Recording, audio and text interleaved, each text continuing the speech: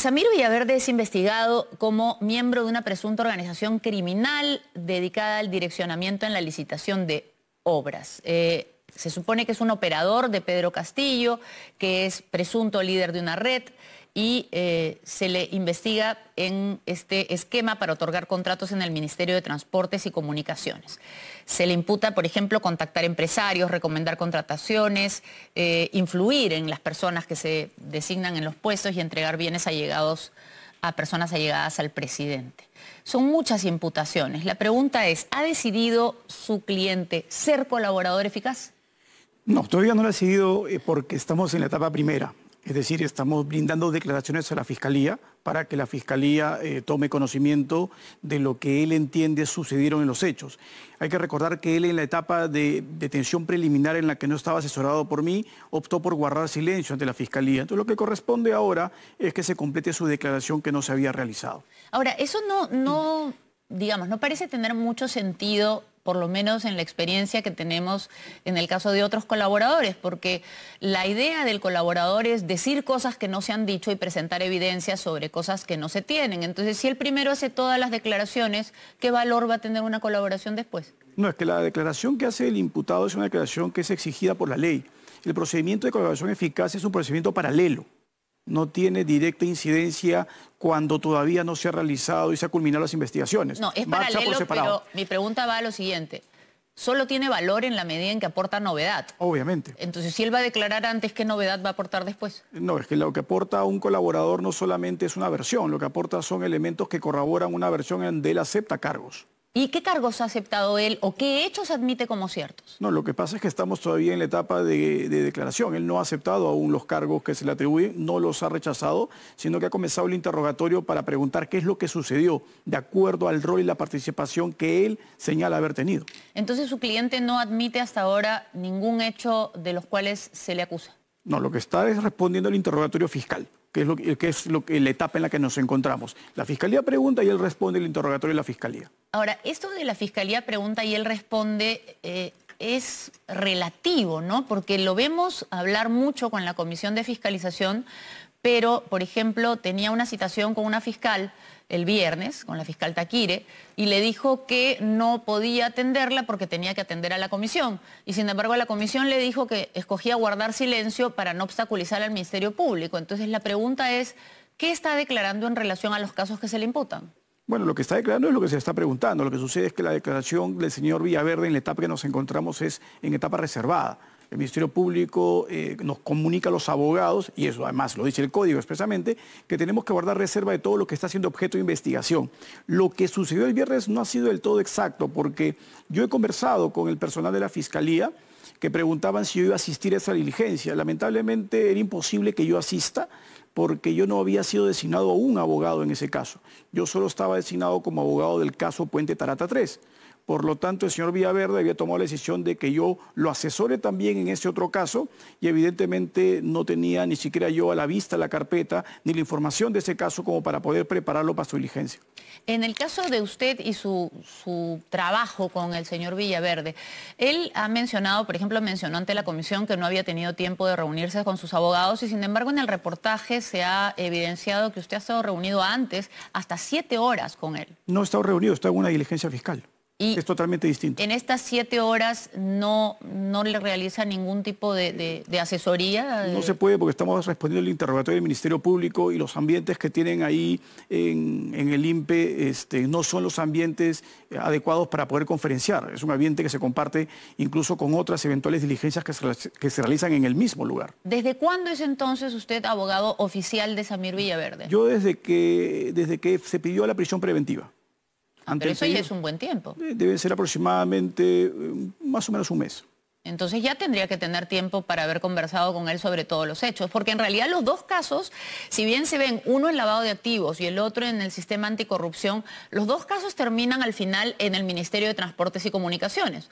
O sea, Puente Tarata es un caso, el otro es todos los direccionamientos, influencias, tráfico de influencias, corrupción y manejo de dinero en diferentes procesos, pero al final todo termina coincidiendo en Ministerio de Transporte. Si tiene usted un mes con él, ya debería saber un poco más de ambos, ¿no? No, porque recién asumió la defensa del caso del lavado de activos el día viernes. Entonces no tendría cómo saber lo que la Fiscalía está imputándole en ese caso, que no es lo mismo. Una imputación por lavado de activos no tiene nada que ver con una imputación por colusión desleal y tráfico de influencias. Pero para asumir la defensa usted tiene que saber algo. Antes, digamos, antes de asumir la defensa de cualquier persona, un abogado me imagino que se informa para por lo menos saber qué tipo de defensa tiene que ejercer, porque una defensa de inocencia es una cosa y una defensa de culpabilidad para lograr un debido proceso es otra, por ejemplo. O incluso ya está la parte de su derecho a elegir si quiere o no defender a determinada persona. Obviamente, pero lo que sucede es que formalmente el acceso a la defensa comienza en el momento en que yo puedo tener acceso a la carpeta y eso solo es posible a partir de que soy designado abogado. Entonces, todo eso es formal, señor Rodríguez, pero en la vida real usted tiene un mes conversando con este señor y nos cuesta creer que no le ha preguntado y él no le ha contado qué cosas hay, en qué está involucrado, en qué no está involucrado, si le ha dicho soy inocente, si le ha dicho mire soy culpable pero no soy tan malo. Algo le tiene que haber dicho en un mes. A ver, lo que pasa es que no es un mes. No estamos hablando de una persona que el primer momento que yo asumí su defensa estaba ya privado de su libertad. Y por lo tanto el acceso a conversar con él no es el acceso que tendría una persona en libertad. Entonces eso definitivamente restringe el derecho de defensa. Y lo que se ha dicho es absolutamente cierto. La abogada de su oficina ha tratado de ingresar y en el registro figura que tiene ingresos por un poquito más de una hora. Lo que no se cuenta ahí es que el periodo de tiempo que uno se demora en ingresar desde que lo registran y hasta que traen a la persona no es que sucede en los próximos 5 minutos. A veces uno espera bastante tiempo para que el interno sea trasladado. La mecánica del penal no es una mecánica de que uno llega a una oficina y la persona se sienta delante de uno a comenzar a conferenciar. Esto no es así. Y el espacio acaba siendo realmente de no más de 45 minutos en la práctica. Llama la atención entonces que la persona tenga que declarar sobre temas tan importantes y que lo pueden involucrar tanto si es cierto lo que usted me dice que en realidad no lo pueden asesorar. Porque si él ni siquiera ha tenido tiempo de contarle cómo han sido las cosas, yo la verdad no entiendo cómo lo pueden asesorar. Es por eso que hay que escuchar su versión frente a la Fiscalía sobre la base de la información que está en la carpeta. La información que está en la carpeta de tráfico de influencias y colusión ha sido objeto ya de conocimiento al momento de realizar la audiencia de prisión preventiva. De eso sí se tiene información y se sabe lo que sucede. De los otros casos no se tiene información al respecto aún, por mi parte. Si él ha declarado y ha declarado ante la Comisión de Fiscalización que él está dispuesto a decir toda la verdad, que ahora va a decir la verdad, incluso pide a otros que se sumen a decir la verdad, la pregunta es, ¿no queda allí clarísimo que decir la verdad y pedir un proceso de colaboración eficaz son lo mismo? No. ¿No? O sea, ¿él va a decir la verdad simplemente porque de pronto se convirtió en un amante de la verdad? No, porque puede ser testigo protegido. Porque puede decir la verdad y acogerse a una conclusión anticipada que no significa ser colaborador eficaz. O sea, el derecho da un cúmulo de posibilidades cuando uno opta por decir la verdad. Ser testigo protegido sería entonces negar su responsabilidad en los hechos. Eso significa que esa es una de las líneas de defensa que podría asumir, que él no va a asumir ninguna responsabilidad en los hechos y que simplemente se va a presentar como un testigo de los delitos de otros. Eso es absolutamente válido. El derecho da esas facilidades, entonces uno tiene que optar por alguna de ellas de acuerdo a la información que se tenga. Ahora, es extraña la forma en que él ha elegido aparecer, digamos. En el caso de un procesado por imputaciones tan graves como las que se le hacen, lo lógico, como le decía, lo lógico es acercarse a la Fiscalía y decir, bueno, esto es lo que tengo, esto es lo que puedo lograr, esto es lo que puedo aportar, a ver qué beneficio puedo conseguir con esto. Sin embargo, él escogió dar un mensaje eminentemente político ante una comisión que además se supone que investigaba otra cosa y que sonó como un mensaje en clave, bastante fácil de descifrar, porque decía, sin que le hubieran preguntado nada, sin que tuviera que ver, yo puedo decir cómo logró ganar las elecciones Pedro Castillo, quien coordinó con el Jurado Nacional de Elecciones, perjudicando a la señora Keiko y a Rafael López Aliaga, manipulando la voluntad. Y luego dice, estoy seguro que estas personas me están escuchando y que están esperando que yo declare para que por el bien del país se sumen conmigo. Esto es un llamado claro de algún tipo de ayuda a la oposición que se da además al día siguiente que le niegan la apelación de la prisión preventiva. ¿Qué clase de juego es este? No, pero la negación de la prisión preventiva no era algo que uno podía anticipar de manera absolutamente casi rayana con la certeza. No había duda que se le iban a confirmar. El fiscal incluso había reducido su pretensión de 36 a 24 meses. Era obvio que le iban a dar prisión preventiva. No es que esa decisión haya condicionado la respuesta del señor Villaverde. Lo que condiciona su respuesta, entiendo yo, no hemos conversado más que muy breve término por teléfono, porque por vez primera le permitieron este viernes hablar por teléfono. Él me comunicó claramente y yo se lo pregunté, porque es el deber del abogado preguntarle. Estas afirmaciones que has dado ante la Comisión de Fiscalización son de verdad muy serias. Y él me repitió en 3 oportunidades: yo tengo todo para probar lo que estoy diciendo. ¿Y no se las ha enseñado esas pruebas? Es complicado que me las enseñe desde un penal, ¿no? Él no tiene acceso a nada. Le podría decir dónde están. Sí, pero como le vuelvo a repetir, eso me lo dijo el viernes por teléfono. No se ha podido acceder a él. ¿No le pareció importante el mismo viernes tratar de...? Imposible que se llegue ese viernes a esa hora al penal, porque la otra es el horario de ingreso para los abogados acaba a 3 de la tarde. Ahora, una de las imputaciones principales, la que lleva la señora Taquire contra el señor Villaverde, es por lavado de activos. Es un proceso que incluye el lavado de activos, entre otros delitos que se le imputan. Y estaba revisando la historia del señor Villaverde y llama mucho la atención, la verdad. En el año 99 se le degrada y se le expulsa de las Fuerzas Armadas. En el 2007 se le detiene por un asalto armado. Le dan 10 años de cárcel en el 2009 por un robo agravado. Solo cumple 2. En el 2013 le dan otra vez 4 años por falsificación de documentos y otro delito.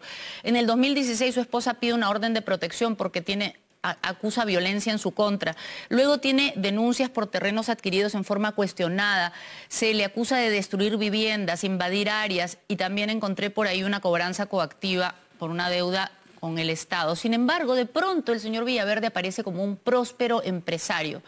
Entonces, obviamente la Fiscalía se pregunta, y uno también se pregunta, ¿de dónde sale todo el dinero del señor Villaverde si esta es su historia y ahora es un próspero empresario? Bueno, la historia económica de él tendrá que acreditarla frente a la Fiscalía de Lavado de Activos. Ese es lo que le corresponde a un investigado. Él tendrá que demostrar que la evolución patrimonial que tiene está justificada en su actividad empresarial. Ok. Bueno, esperemos entonces que entregue las pruebas que dice que tiene y que se esclarezcan los hechos. Le agradecemos muchísimo. No, al contrario, le agradezco a usted. Nos ha explicado la situación. No, y la situación de él, como le digo, es complicada. Una persona que está restringida de su libertad, y la pregunta que usted se hace en el fondo es ¿por qué decide hablar hoy día de hoy?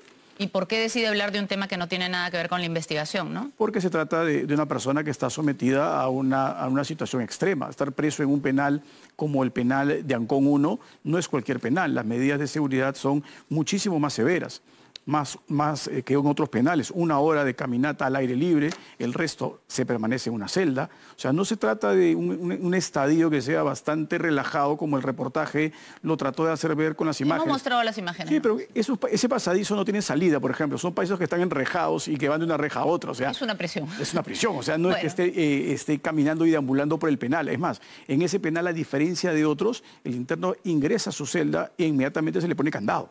Está con 23 horas al día en candado. Y lo que no se mencionó en el reportaje, que sí me parece importantísimo, terminamos con eso, es que el día en que fue citado por vez primera a la Comisión de Fiscalización, se le dijo en varias oportunidades que no había acceso a Internet y no fue llevado a la sala de audiencias que el penal tiene para interactuar con los órganos de justicia o con el Congreso, en este caso. Al lugar donde lo llevaron, que es locutorios, ni siquiera hay acceso a Internet para que él pueda haberse conectado. Eso es lo sospechoso de esas circunstancias. Bueno, vamos a seguir investigando. Entonces, muchas gracias por las respuestas que nos ha dado.